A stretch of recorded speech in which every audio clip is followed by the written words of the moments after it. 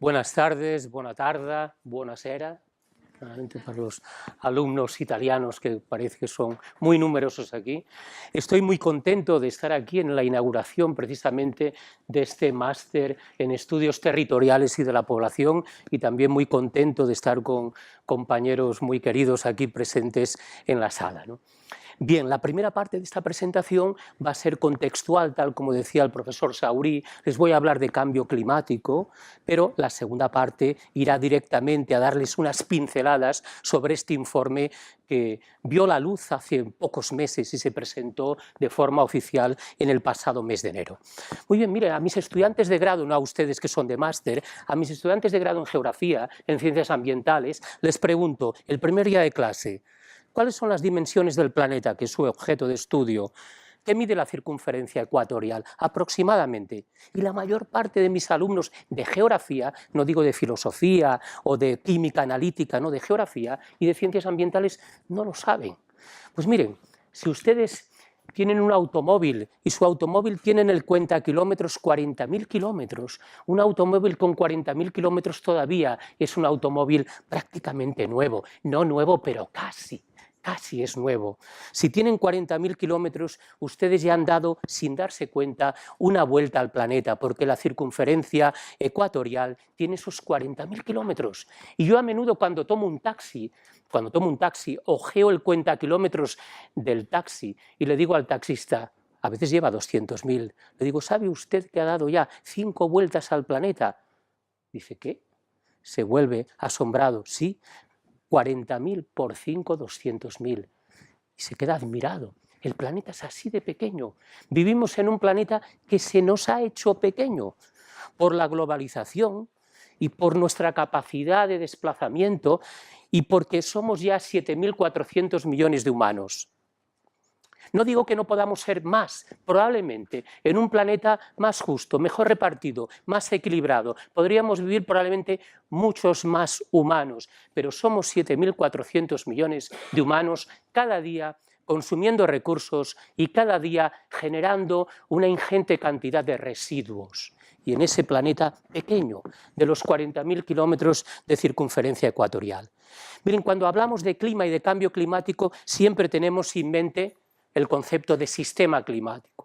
El sistema climático es un sistema muy complejo compuesto por 5 componentes naturales. No las vamos a describir, pero ustedes ya las saben. Las hemos rodeado con una elipse roja. La atmósfera, por supuesto. Yo como climatólogo analizo variables y procesos atmosféricos, pero también el océano, muy importante. El comportamiento de la atmósfera tiene mucho que ver con las temperaturas de las aguas someras de los mares. Sabemos aquí en Barcelona que cuando llega el otoño con un Mediterráneo semicerrado, al llegar el otoño después de un largo y asoleado verano, esa temperatura alta o relativamente alta se torna inestable, por decirlo de algún modo, cuando llega la primera colada de aire frío en altura. Se inestabiliza la columna de aire y eso a veces se resuelve en un diluvio o en una precipitación torrencial. La tercera es la propia superficie emergida, la cuarta la biosfera, la vegetación, y la quinta, para un habitante como nosotros de latitudes medias o de latitudes bajas, nos parece una componente remota, marginal, anecdótica, es la criosfera, el mundo del hielo y de la nieve, la Antártida y Groenlandia fundamentalmente. Pero miren, a mí me gusta añadir a este esquema conceptual del sistema climático, aprovechando precisamente una figura muy conocida del IPCC que citaba antes el profesor Saurí, me gusta añadir una sexta componente. El sistema climático ya tiene una sexta componente y esa sexta componente en el centro de todo ello es nuestro propio sistema socioeconómico. Con ese consumo de recursos de los 7.400 millones de humanos y esa generación de residuos, somos capaces ya, por primera vez en la historia del planeta, de alterar de forma sustancial las otras componentes, pero no a una escala local, que siempre lo hicimos, sino a una escala global, a una escala planetaria. Y eso es algo mucho más importante, de peso. Muy bien, pues después de esto, simplemente recalcar la importancia que tiene el océano. El océano tiene un comportamiento muy inercial. El agua por sus propiedades físico-químicas, no se calienta ni se enfría con rapidez, al contrario de la atmósfera. Y eso da al sistema climático mucha inercia. Me refiero a que, aunque mañana mismo dejáramos de emitir gases de efecto invernadero, que son los que están elevando la temperatura del planeta, todavía durante décadas, según los estudios realizados, la temperatura del planeta seguiría aumentando por la inercia del sistema. Lo que hicimos mal décadas atrás seguirá teniendo su efecto en la temperatura planetaria. Y eso me lleva a menudo a plantear la metáfora del transatlántico. El planeta, el sistema Tierra, el sistema climático, es un transatlántico. Un transatlántico, cuando llega a puerto, si lleva una trayectoria equivocada o una velocidad inadecuada, en el último momento no tiene más opción que estrellarse contra el muelle. No es una barquita, una barquichuela en la que pudiéramos dar un palazo y volver para atrás. Y esa inercia del sistema climático nos obliga a la acción. Y los compañeras, expertos en derecho, a menudo invocan el principio de precaución o de cautela. Si tenemos la sospecha, aunque solo sea sospecha, de que un efecto en el medio, en el sistema natural, pueda derivarse de él un riesgo para la vida o para los bienes, alerta, precaución, stop. En estos momentos el calentamiento nos obliga finalmente a la acción. Miren, la ciencia, ¿de dónde nos viene en este tema del cambio climático? Si la quieren resumida, en el IPCC que citábamos, ese panel intergubernamental sobre el cambio climático. Pues bien, en su primer grupo de trabajo, hay 3 grupos de trabajo. El primero es el que trata el sistema físico, la cuestión, la base física del cambio climático. Nos dice, en el quinto, nos afirmaba de forma textual: el calentamiento del sistema climático es inequívoco. Es real, es auténtico. Para la ciencia ya no hay duda de que el planeta Tierra ha elevado su temperatura en las últimas décadas. Esto lo damos como real, es una nueva realidad que hemos de admitir. La atmósfera y el océano se han calentado, los totales de hielo y nieve como consecuencia han disminuido, el nivel del mar se ha elevado y las concentraciones de esos gases de efecto invernadero que están en la raíz del problema han aumentado. Pero miren, el cambio climático no es una novedad. Este planeta, que tiene 4.500 millones de años, ya ha pasado por muchos cambios climáticos. Ustedes, a lo mejor de sus estudios previos, recordarán las glaciaciones cuaternarias, momentos de ciclos de 100.000 años aproximadamente, en los que la temperatura del planeta durante la glaciación, unos 80, 90.000 años, cayó de forma sustancial y luego en los periodos interglaciares subió, componiendo esos ciclos de 100.000 años. No es una novedad el cambio climático, hay una variabilidad natural del clima, que es de origen solar, de origen volcánico, interna del propio sistema, todo ello es natural. Y miren, por ejemplo, los volcanes fueron en el pasado y lo seguirán siendo un motivo, una razón, una causa de cambio climático. Después de las grandes erupciones volcánicas, y la gran erupción volcánica última no fue esta, muy bonita en esta imagen, esta fue la de un volcán, pequeña erupción, de un volcán de Islandia. Ningún periodista se atrevió en televisiones a pronunciar ese topónimo, lo abreviaron como Leifi.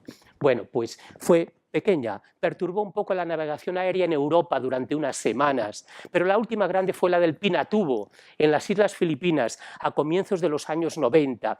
Y cuando hay una gran erupción, sobre todo tropical, intertropical, está la cantidad de materia volcánica, de ceniza, que se inyecta en la alta atmósfera, que pierde transparencia a la atmósfera, llega menos radiación solar a la superficie y se puede apreciar cómo desciende la temperatura. Y se vio a principios de la década de los 90 del siglo pasado. Es un motivo de cambio climático. Como geógrafo les pongo aquí una imagen cenital de Islandia, país increíble de hielo, y aquí fíjense el penacho de la erupción, apuntando hacia las costas occidentales del continente europeo. Muy bien, el cambio climático no es novedad, se han producido por causas naturales. La actividad solar, el sol es el principal factor de cambio climático, el sol pasa por mínimos solares, por periodos de mayor actividad. pero también causas endógenas como la actividad volcánica, geológica. Muy bien. Tenemos la raíz del problema. Hay problemas en los que el diagnóstico no está claro. Aquí sí tenemos la causa, y la causa son las emisiones de gases de efecto invernadero. Desde que comienza la revolución industrial hemos basado nuestro desarrollo en unos elementos, los combustibles fósiles, carbón, petróleo, gas natural, cuyo consumo, su quema, nos suministra energía, pero al mismo tiempo tiene como efecto secundario, en un principio inadvertidamente grave, la emisión de CO2, que es un gas de efecto invernadero. Y miren, anteanoche, cuando acababa de preparar esta presentación para esta sesión inaugural del máster, consultaba el último dato de la concentración de CO2 en el aire que respiramos, en condiciones naturales. Ya ha sobrepasado, ya llevamos meses sobrepasando las 400 partes por millón. Aquí todavía no, en el año 2010, pero ahora ya para agosto de 2017, hace un mes, ya la concentración de gases de efecto invernadero, la del CO2 en particular, ha sobrepasado las 400 partes por millón en volumen. Bueno, ese era, diríamos, un umbral que se había citado a menudo. Lo habían citado, por ejemplo, diferentes personalidades. Cristiana Figueras, que fue comisionada de Naciones Unidas para estas grandes reuniones internacionales como la de París, de diciembre de 2015, ya nos anunciaba 2 años antes: seremos los primeros humanos que respiraremos en condiciones naturales 400 ppm de CO2, y así ha sido. Naturalmente en esta sala tenemos más de 400 ppm y cuando acabe la conferencia, exhalando todos CO2, muchas más. Pero en condiciones naturales, que es donde se mide esto, y si se fijan en la anterior diapositiva, ponemos aquí el Mauna Loa en el corazón del Pacífico, en las islas Hawái, o en el Polo Sur, o en la isla de Tenerife, en las Islas Canarias, en España. Allí, alejados de fuentes urbanas industriales, hay sensores que están monitorizando continuamente la concentración de los gases que componen la atmósfera y nos dan unos datos fehacientes, instrumentales, numéricos. No tenemos duda que esto va creciendo y creciendo. Y ya sabía un químico, hace un siglo, un tal Arrhenius, sabía que una atmósfera más rica en CO2 conllevaría un aumento de la temperatura. Y así ha sido. Y en ese quinto IPCC se estima que el aumento de temperatura desde finales del 19 hasta principios del segundo decenio del siglo XXI ha sido de 0,85 grados centígrados. Claro, es muy difícil transmitir al ciudadano, ustedes que serán algunos futuros profesores, es difícil transmitir a sus alumnos o al público en general preocupación por una elevación de 8, de 9 décimas de grado centígrado. Desde el momento que entramos aquí hasta que salgamos, la temperatura en el exterior habrá variado más que 8 décimas. Pero eso a nivel planetario, a resolución anual, es un cambio sustancial. Los paleoclimatólogos que estudian y reconstruyen los climas y los ambientes del pasado saben que un cambio en algo más de un siglo de ese orden para el conjunto del planeta es un cambio sustancial. Los años más cálidos se concentran al final de la serie. Aquí año a año, aquí por decenios, por décadas, en esos escalones, en esos peldaños. Cada una de las 3 últimas décadas ha sido consecutivamente más cálida que la anterior. Y esta evolución es estadísticamente significativa. Otros cambios observados, miren, muy llamativo para un geógrafo, la disminución de la corteza de hielo del Ártico. Cada final de nuestro verano, del verano boreal, a principios de septiembre, mediados de septiembre, se mide la extensión con satélite y la disminución es espectacular, casi a la mitad desde los años 50-60. Las potencias limítrofes del Ártico se están posicionando porque saben que en 2 o 3 décadas quedará una ruta libre de hielo para hacer una travesía por el Ártico, que comercialmente puede ser muy interesante para ir de Nueva York a Japón, por el Ártico, y no pagando por el canal de Panamá y luego atravesando el anchísimo Pacífico. Bien, la otra señal, perdón, es la de la elevación del nivel marino. En estos momentos, a nivel mundial, cada año el nivel del mar aumenta en 3 milímetros. También es difícil explicarle al ciudadano, ojo, que cada año el mar sube 3 milímetros, pero son 3 centímetros en una década, sería 1,5 palmos en el siglo y probablemente se vaya acelerando. Los países con litoral, los países insulares tienen este efecto, pues para ellos puede tener una gravedad muy marcada. Y miren, tenemos muchos elementos, muchos indicadores naturales del calentamiento del planeta, los glaciares en particular. Los glaciares no pasan por el centro de nuestras ciudades, no hay un efecto local en la cantidad de hielo que tienen, no, están remotos, coronando las montañas o sus valles, ¿no? Pues tienen muchos ejemplos en internet. Un pequeño glaciar andino, el Chacaltaya, a más de 5 metros de altitud, en los Andes de Bolivia, con 4 imágenes parecidas, casi desde la misma posición. Tenía 22 hectáreas en el año 1940, 82 en el 82, 14, se había reducido a 8 en 1996, que daba un campo de fútbol de hielo en 2005, y un organismo internacional lo dio por desaparecido en la lista de glaciares del planeta en 2010. Y tienen ustedes imágenes tan increíbles como esta, de aquellos glaciares de Alaska, que bajaban hasta el nivel del mar y su lengua entraba en aquellos entrantes costeros. Hoy ha habido que simular a trazos el contorno del hielo para ver pues, hasta dónde llegaba. Estos son indicadores naturales, como los bioindicadores también, las señales que nos dan vegetales y animales. Bien, el quinto IPCC dice también que es con el lenguaje de la ciencia, acotado con un umbral de confianza. Se dice, es sumamente probable que la influencia humana haya sido la causa dominante del calentamiento observado. Y ese sumamente probable significa un 95 o más %.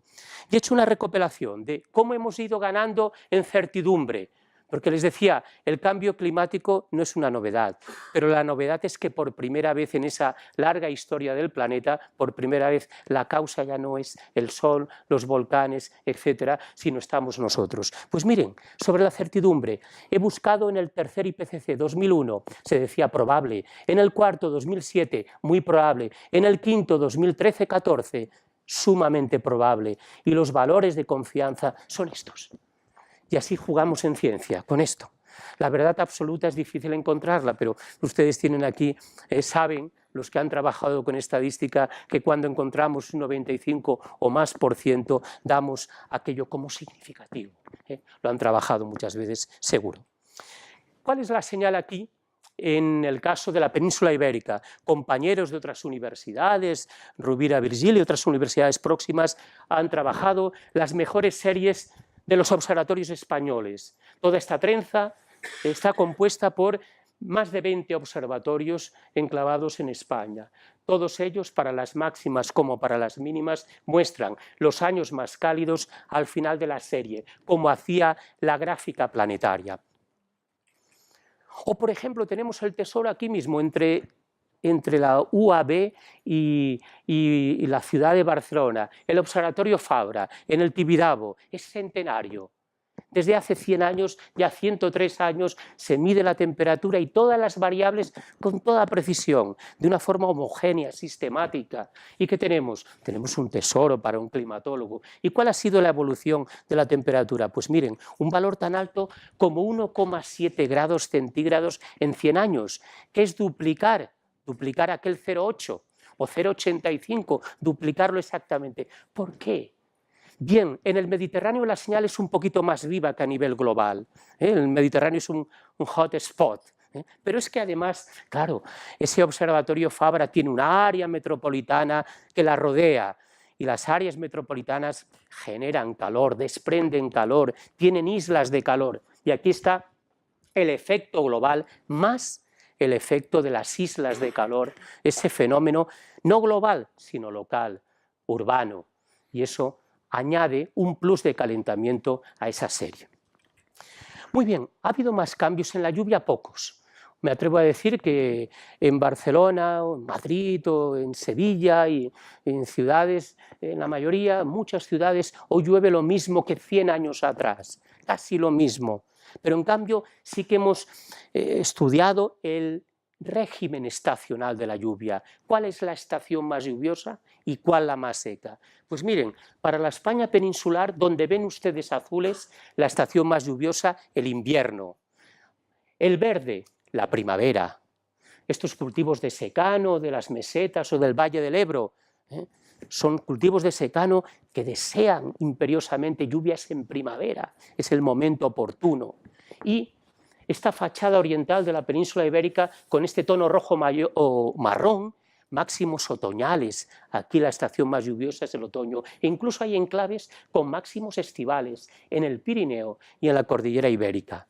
Es increíble la riqueza de regímenes pluviométricos. Esto era lo que ocurría en un treintenio que conocíamos y que era lo establecido. Pero miren, ya a partir de mediados de los años 70, el cambio climático, el calentamiento empieza a estar presente y ha habido un cambio sustancial. Los máximos otoñales han ganado mucho territorio hacia el interior de la península a costa de los máximos primaverales. Y eso es un cambio sustancial, porque aquí hemos trabajado con casi 3.000 observatorios. No es un año, son 30 años frente a 30 años. No es un observatorio ni 10 ni 100, son casi 3.000. Y eso le da fuerza al resultado. Quizás es el mar Mediterráneo cada vez más cálido el que está extendiendo su influencia hacia la península. Ponemos un interrogante porque no lo sabemos a ciencia cierta. Y el clima futuro, para apuntar unas proyecciones y pasar ya a ese documento del tercer informe sobre el cambio climático aquí en Cataluña. Miren, conceptualmente hablamos de proyección climática y no de predicción. Predicción meteorológica, para predecir el tiempo para mañana o para el fin de semana. Predicción porque tenemos todas las variables. Tenemos la presión atmosférica, la temperatura, el viento, tenemos todo. Y en un modelo numérico, pues introducimos los datos y nos salen los valores de esas variables mañana, pasado mañana. Pero hablamos de proyección porque lo que va a ocurrir dentro de 50 o 100 años depende de lo que ocurre hoy meteorológicamente, pero también está la componente antrópica, esa sexta componente del sistema climático. ¿Alguien de ustedes sabe qué uso haremos de los combustibles fósiles dentro de 50 años? ¿Seguiremos quemando todos los combustibles fósiles hasta que se agoten o llevaremos a cabo unas prácticas y una transición energética más sostenibles? No lo sabemos. Tampoco sabemos algunos hechos naturales. Habrá más erupciones volcánicas importantes. Hablamos de proyección climática, proyección. Pues miren, todas las proyecciones de la temperatura, partiendo del momento presente hasta finales de siglo, todas nos dan un abanico de proyecciones al alza.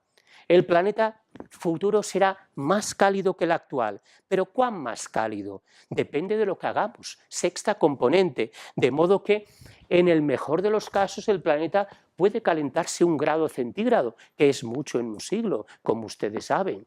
Ya nos hemos calentado 1 grado más otro más. Son aquellos 2 grados que no podemos sobrepasar de ninguna manera según el Acuerdo de París de 2015.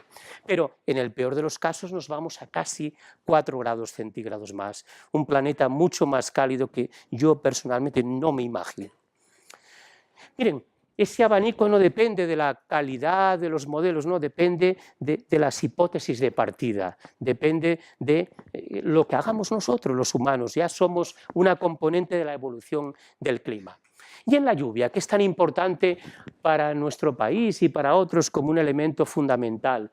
Pues miren, esto no es del IPCC, es de un climatólogo muy relevante, James Harrell, nos lo ha cedido, y es una de las proyecciones de la lluvia, donde ven ustedes verde y azul, latitudes medias y altas, Ecuador, latitudes medias y altas australes. La lluvia será más importante que en la actualidad, porque en general en un planeta cálido llueve más que en un planeta frío. En un planeta más cálido se refuerza el ciclo del agua, más evaporación y más retorno. Cuando en la historia geológica del planeta, el planeta tiene una temperatura alta, ha llovido más en conjunto. Pero ¿qué pasa? Que hay una dinámica atmosférica y hay una realidad geográfica de distribución de tierras y mares. Y verán ustedes aquí, en parte del trópico y del ámbito subtropical, cuenca del Mediterráneo, unos tonos café con leche que nos indican reducción pluviométrica. Por lo tanto, aunque hasta ahora la precipitación no haya variado mucho en buena parte de la península ibérica, las proyecciones, con incertidumbre, aquí no somos tan rotundos como con la temperatura, tenderá a disminuir. Muy bien, pues en la segunda parte, ahora unas pinceladas, podemos detenernos en esas 600 páginas. Simplemente fue un motivo de gran satisfacción poder coordinar este informe en el que estuvieron implicados el profesor David Saurí, con un capítulo que probablemente él les explicará dentro del máster, muy interesante sobre el turismo. Fue una obra colectiva de 141 autores, intentó seguir las pautas en ciencia, cada capítulo se enviaba a revisión a 2 revisores externos. No sé si el profesor Pelax también estuvo implicado en algún capítulo o como revisor, o estuvo, no lo recuerdo ahora.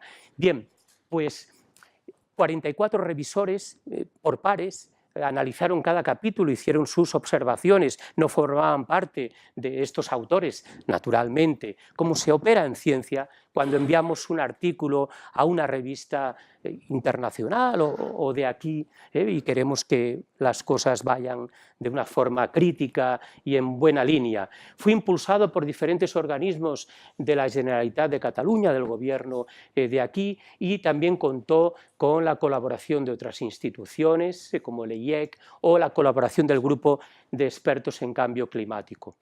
¿Qué pretende este informe? Analizar el estado y la evolución, tanto pasada como futura, del clima en Cataluña, los efectos sobre los sistemas naturales y humanos, las emisiones de gases de efecto invernadero de estos y las medidas de adaptación. ¿Qué partes tiene? Tiene 4, un poquito a imagen y semejanza del IPCC. Hay una primera parte que son las bases científicas, una segunda, los sistemas naturales con sus impactos, su vulnerabilidad, su adaptación, una tercera, los sistemas humanos con impactos, vulnerabilidad, adaptación y mitigación. Ya he mencionado pues 2 conceptos clave, adaptación y mitigación, acabaremos prácticamente la charla así, y luego un último más breve sobre gobernanza y gestión del cambio climático. Bueno, aquí ahora a continuación, yo de una forma breve, como les anunciaba, les voy a poner algunos de los resultados que he querido subrayar como quizás más llamativos o más importantes.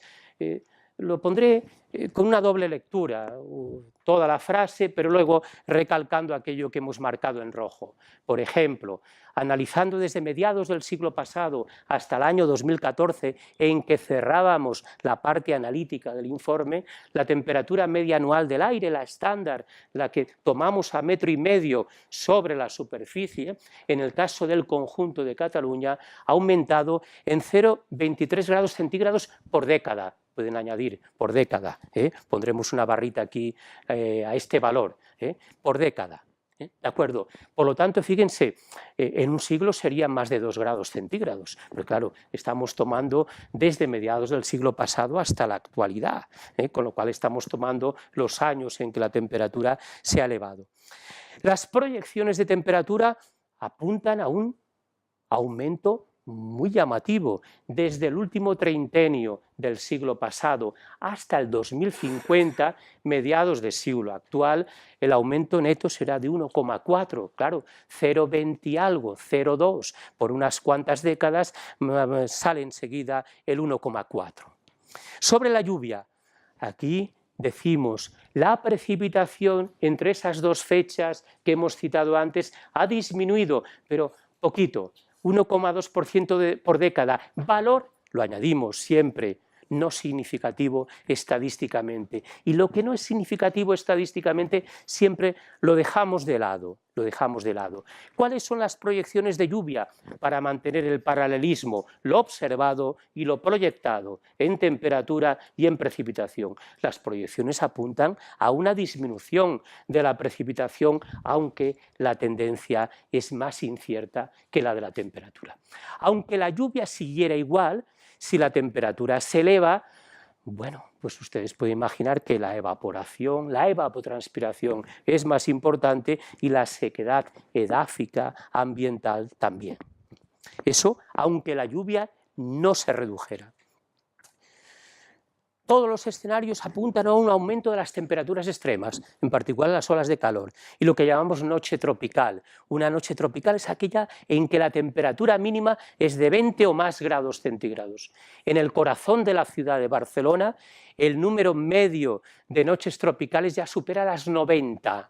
En el observatorio del Raval de Barcelona, donde tengo mi facultad, un observatorio bien calibrado, tenemos más de 90 noches tropicales, y no estamos en el trópico, pero reciben ese nombre. Pero no solamente eso, el profesor David Sauri sabe bien que ya tenemos 5 noches en promedio en que la mínima no baja de 25 grados. Imagínense usted, con una humedad elevada, 25 grados en el momento más fresco de la noche en el exterior. ¿Qué temperatura tendrá la de aquel ciudadano que vive en el piso superior del edificio con la habitación mirando al oeste, donde el sol de las largas tardes de verano ha estado calentando la habitación? Entra con 30, 31, 32 grados.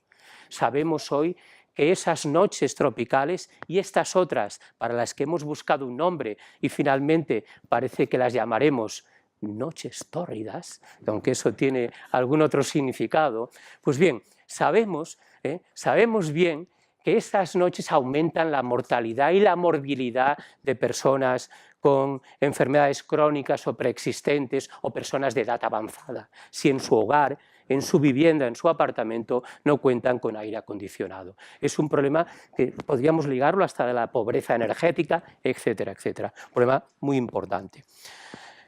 Lo que más nos preocupa sobre los riesgos climáticos en las proyecciones es el aumento de la duración de las sequías, rachas secas, y ese hecho de las olas de calor en las noches tropicales en los centros urbanos.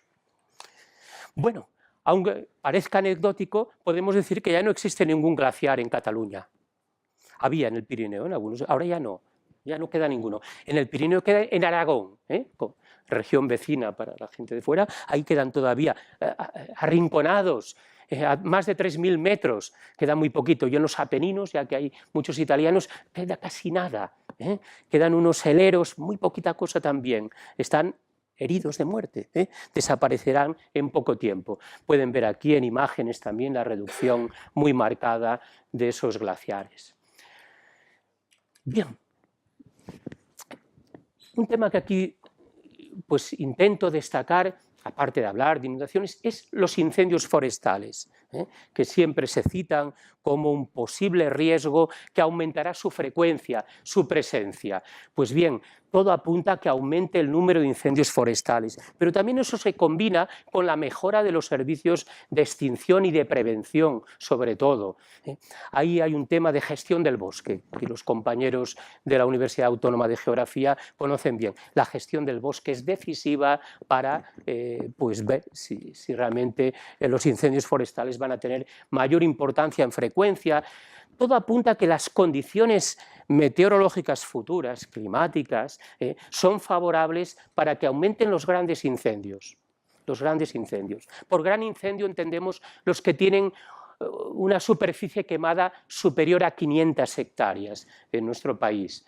Pues grandes incendios o incendios en zonas donde no son habituales o fuera de la temporada estival, fuera del verano. Y hemos tenido ejemplos el invierno pasado de incendios en el Pirineo, en pleno Pirineo, lo que es muy raro, poco habitual.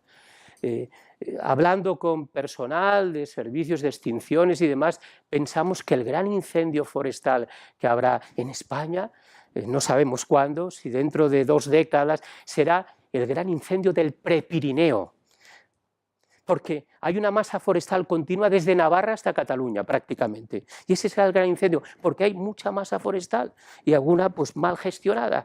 Ese será el gran incendio, seguramente. No lo habrá en Almería porque no hay bosques, aunque las condiciones sean favorables, pero ese probablemente sea el terrible incendio, probablemente.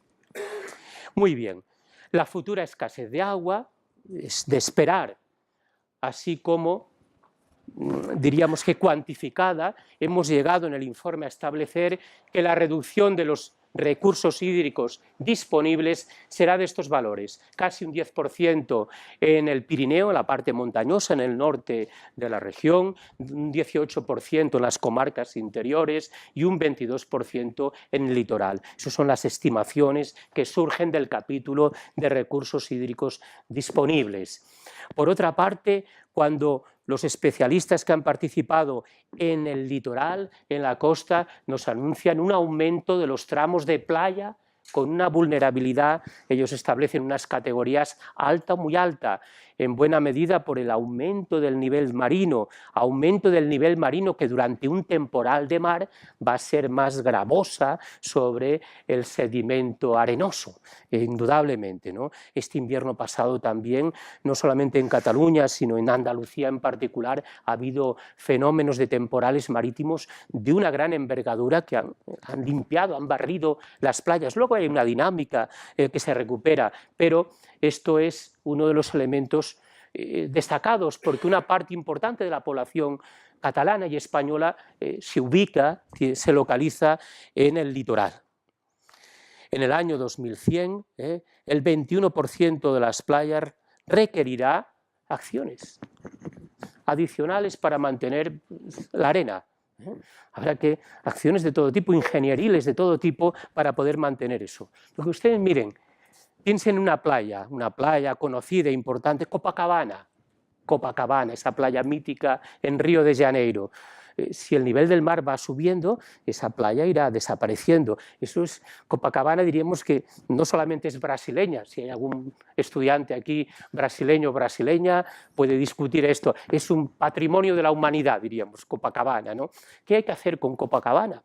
O si quieren con la playa de Castelldefels o con la Concha en San Sebastián, ¿qué hay que hacer?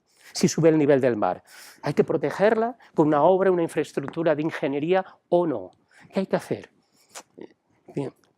En geografía, en ordenación del territorio, sus profesores les hablarán mejor que yo de las potenciales soluciones. Los suelos, parte edáfica, experimentarán una pérdida de materia orgánica, un aumento de la aridez y de la erosión de los suelos.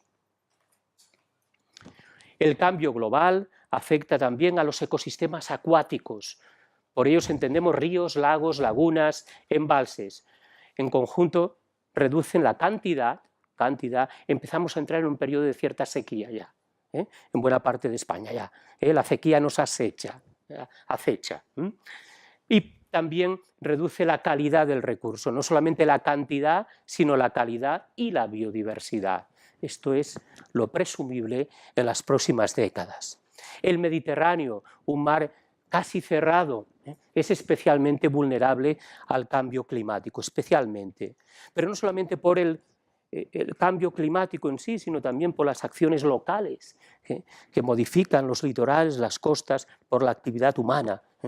Las aguas superficiales de la costa catalana, de la Costa Brava en concreto, se están calentando a esta velocidad, 0,3 de grado centígrado por década, que es mucho, y lo sabemos de forma precisa desde 1974, desde hace más de 40 años, a partir de los datos de un observador que cada semana monta en su barca, sale de la costa para evitar medir allí, donde se ha modificado a lo largo del tiempo y la medida nos delataría la modificación local, se va a unas millas de la costa y con un instrumental de precisión mide la temperatura, la transparencia de las aguas a diferentes niveles. Y este dato es excelente, está publicado en revistas internacionales. También está observando que la subida del nivel marino es muy llamativa. Muy bien, son 4 milímetros. 4 milímetros. Aquí una C ha cambiado por una M. Lo corregiremos esto, ¿de acuerdo? 4 milímetros, un poquito más que a nivel planetario. Los ecosistemas marinos se sienten afectados y todas estas alteraciones afectan a lo que llamamos servicios ecosistémicos, esos servicios a veces no valorados, no computados, que nos ofrecen pues, la vegetación, los animales, el sistema, la biosfera en conjunto. Bien, Incremento de las necesidades de riego en agricultura, es una de las conclusiones del informe. O también ese aumento de las temperaturas puede cambiar, puede alterar de forma grave, de forma sustancial, la floración, la maduración de ciertas especies. Los golpes de calor también pueden ser más lesivos, porque van a ser más frecuentes, y puede cambiar la calidad organoléptica de los alimentos. Lo saben bien los que cultivan la vid, la viña, la planta del vino, lo saben muy bien. Y algunos empresarios en nuestro país, algunos empresarios conscientes con la problemática, bien asesorados por su equipo, están comprando tierras hoy día incultas o a media montaña, a media ladera, porque saben que los cultivos en el fondo de los valles, con el aumento de la temperatura, darán lugar a una producción de peor calidad, para producir luego un vino y un cava buenos, y están comprando tierras en el Prepirineo y en otros lugares, están haciendo un esfuerzo, ahora económico, pero eso es adaptación también, es adaptarse a medio término, a medio plazo. El cambio climático puede producir igualmente una disminución de las capturas de pesca, hasta de un 20%, según estimaciones, en este caso, globales a mediados de este siglo.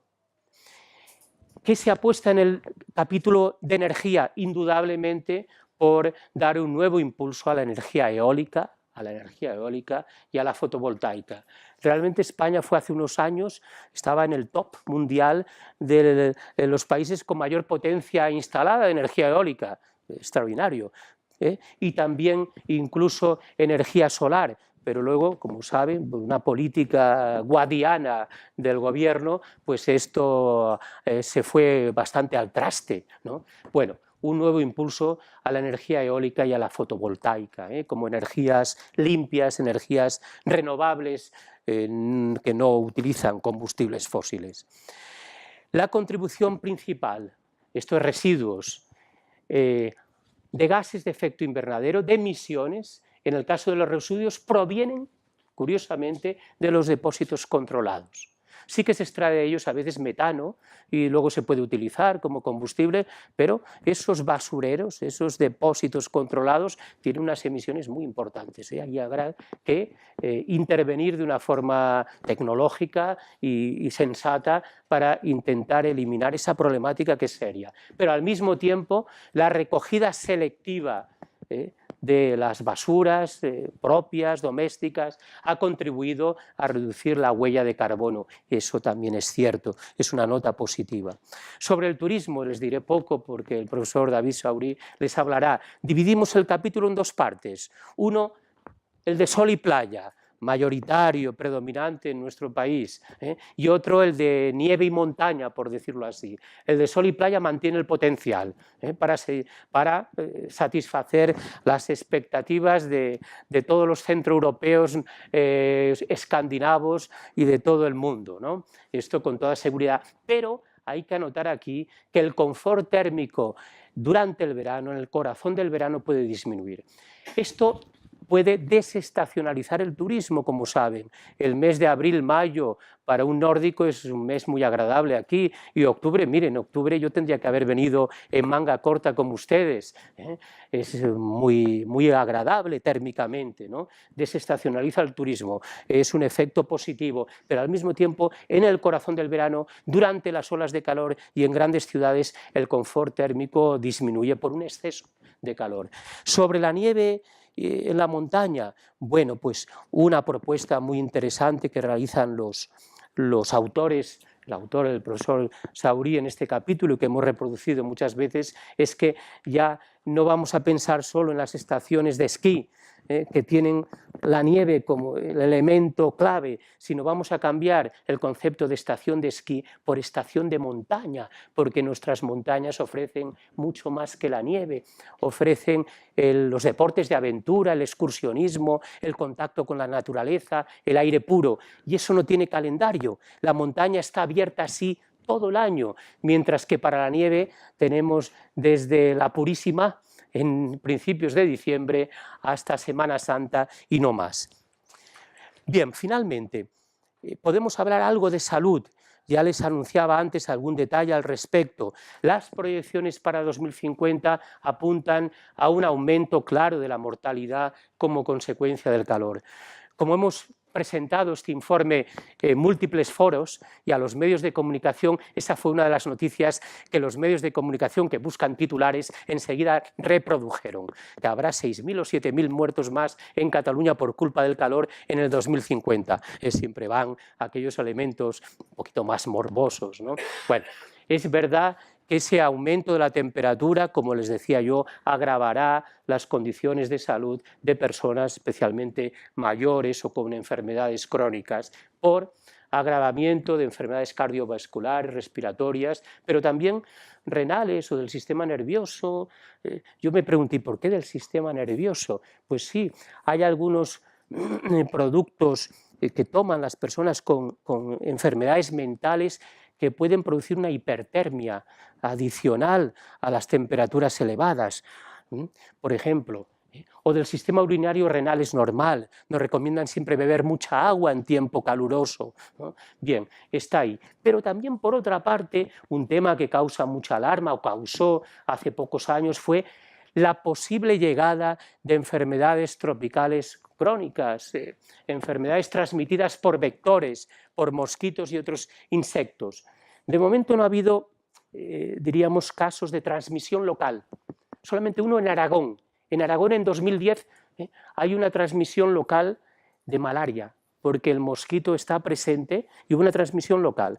Pero normalmente los casos de dengue, de malaria, el famoso chikungunya o de Zika son o importados por nacionales que van a países donde hay, están inoculados por el vector correspondiente y desarrollan la enfermedad aquí, o por personas que proceden de aquellos países y llegan aquí. Pero esto que en el anterior informe causó mucha alarma, hoy día pensamos, yo defiendo esta tesis de que los sistemas de salud de nuestros países, sean públicos o privados, creo que serán capaces de contener razonablemente la posible incidencia de estas enfermedades tropicales endémicas. Bien. Bueno, acabamos recordando mitigación, para cumplir con el horario de los 45 minutos, ¿qué es mitigar? Es reducir las emisiones de gases de efecto invernadero. Y todos, no solamente las industrias, porque miren, cuando pregunto a mis alumnos, y acabo casi igual que he comenzado, sobre estos elementos, industria, ONG, investigación, administración pública, pongan una nota de bueno o malo con respecto al cambio climático. Cuando digo industria, malo, todos levantan la mano, malo, malo, malo, malo, malo. Cuando hablo, por ejemplo, de ciencia, bueno, bueno, bueno, ONGs, bueno, bueno, bueno, bueno, pero industria, malo, malo. Pero yo les puedo decir que gran parte de las industrias, las más contaminantes hoy día, están súper controladas. Se sabe exactamente lo que sale por las chimeneas, como CO2 o como otros gases. Por lo tanto, hay que centrar las cosas. Todos nosotros podemos, con nuestros hábitos, intentar reducir nuestras emisiones. Cada uno de ustedes, cada día, desde que se levanta hasta que vuelve otra vez al dormitorio, toma muchas decisiones, por lo menos 200 cada día. Cada decisión, casi todas ellas, tiene un pequeño impacto, un pequeño efecto, puede tenerlo en el planeta, en el medio local y finalmente en el planeta. Si cuando se levantan encienden la luz o suben la persiana, si en el lavabo cuando se lavan los dientes dejan el grifo que fluya o lo cierran, cuando van al trabajo a la universidad, si toman transporte público o colectivo si quieren, o transporte propio, privado, su automóvil, o cuando van al supermercado si eligen un producto u otro, y eso tiene una incidencia pequeñita, pero apreciable. Y adaptación, adaptarse es ajustarse a las nuevas condiciones, reduciendo, ¿para qué adaptarse? Pues para reducir los impactos negativos y para aprovechar las nuevas oportunidades, porque esos empresarios de la vid están haciendo un esfuerzo, pero probablemente dentro de 20 o 30 años tendrán mucha ventaja sobre sus competidores, ¿no? Que no se habrán empezado a adaptar, ¿no? En todo caso, como mitigación, tenemos que pensar en las energías limpias, que todas tienen una base solar el viento se mueve porque hay una entrada de radiación solar y unos balances energéticos. El Sol es una maravillosa central nuclear, pero no de fisión, de estas que hay que separar uranio, plutonio y que deja unos residuos altamente radiactivos, sino de fusión. Y el combustible de esa maravillosa central es algo tan inocuo como el primer elemento de la tabla química, hidrógeno, y el residuo, algo tan inocuo como el helio. Y el Sol no se apaga, por mucho agorero que diga lo contrario, todavía el Sol es en un 90% combustible, hidrógeno. Y para adaptación, el ejemplo del turismo de la montaña, ¿no? De estación de esquí a estación de montaña, y poner las vides, ya hay plantas, viñas a 900 metros de altitud, en el Pirineo, a más de 900, produciendo uvas que no está nada mal, son apetecibles. Ahora mismo tomaría con ustedes un racimo de uvas. Les agradezco muchísimo su atención. Muchas gracias.